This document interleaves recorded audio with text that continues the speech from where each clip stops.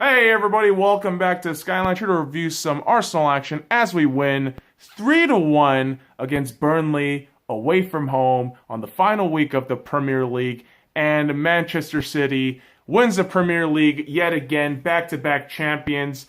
First time since 2009, I believe, and Liverpool just misses out yet again. But hey, as Arsenal fans, we finish in 5th, so let's talk about this match and eventually we'll talk about how we got here. Not literally how we got here. That take a long time. That's 27 years worth of bullshit. But that's not what we're here to talk about. Let's talk about Arsenal. Reason why I put up the Petr kit today,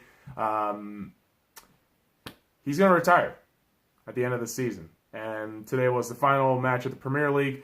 Obviously, Burnley started between the net, but Petr was on the bench, and this was just going to be his last match.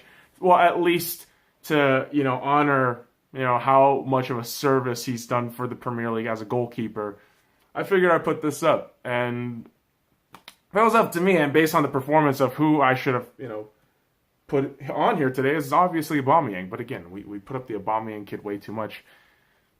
As much as I love him, we put him a little too much. It's going to get a little bit dry. So in the first half between Arsenal and Burnley, very contentious, very physical early on. Arsenal had some really decent chances, as did Burnley on the other side. Now, there was one curious play where I thought Burnley should have been awarded the penalty. And again, this is coming from an Arsenal fan who does love his club, but at the same time, on the pitch, rules must be abided. And the whole thing was, Burnley kicks the ball in, and Lino is able to pick it up and, tries to kick it out, to the outfield players. And as he picks up the ball, he runs right into, I believe it was Barnes. And Barnes goes down in the box. And Barnes gets all riled up because he got just pushed by a goalkeeper trying to come out and throw the fucking ball away. And then Barnes gets a little riled up. And Mike Dean doesn't see the full context of the situation and gives Barnes the yellow card, which again was incorrect. This was all on Lino, and he should have absolutely gotten a yellow card, and a penalty should have been rewarded for Burnley. And Burnley fans, I get it. It's very upsetting, but this is Mike Dean we're talking about. He fucking sucks ass most times. So there you have it. It's one of those situations, unlucky for Burnley, and it would have been a very different match if they had scored at that moment. But Arsenal able to just dodge that bullet very early on. And in the second half, we open up with very fast football from Arsenal, typical kind of shit. And Aubameyang just tearing down defenses. 52nd minute into the match, he gets his goal, 21st goal of the season. And at this point, you thought, okay, Mohamed Salah is at 22 goals. Sadio Mane, who scored his previous 20 goals in other matches, just scored his 21st, to have Liverpool 1-0 up. And, Aubameyang bringing us 1-0 up, it brings him up to 21 goals. And again, the Golden Boot race was in everyone's minds. And if Aubameyang had a hat trick, this would have absolutely solidified him. And the whole thing was, only 11 minutes later, Aubameyang gets another goal in there. And this goal was such another tight angle finish from Aubameyang. You begin to wonder, like, how do you score goals like that? That is absolutely insane. He scored something very similar in the Europa League semifinals over the week. And this is, again, where Aubameyang can score all these ridiculously great goals.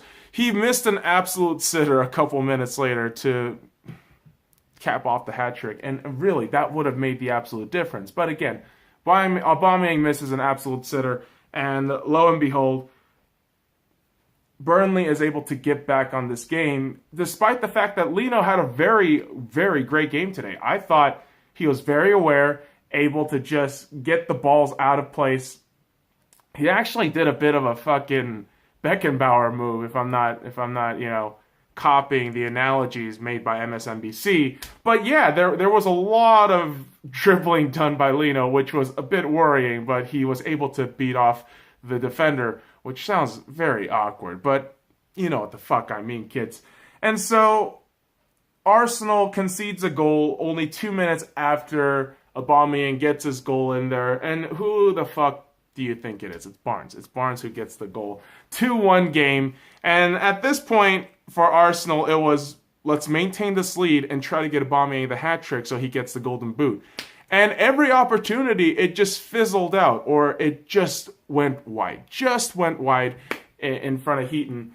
And unfortunately, even up to the dying minutes of this match, in extra time, in injury time, Aubameyang had his chances. He really did. He absolutely had his chances to get it in, but again, just wide misses. And the one in extra time that really does ring in my head is Mkhitaryan, who slips inside the box, who could have had a very delightful pass straight on the left side of to his left to Aubameyang, who could have gotten the goal, gotten the hat trick, gotten the golden boot.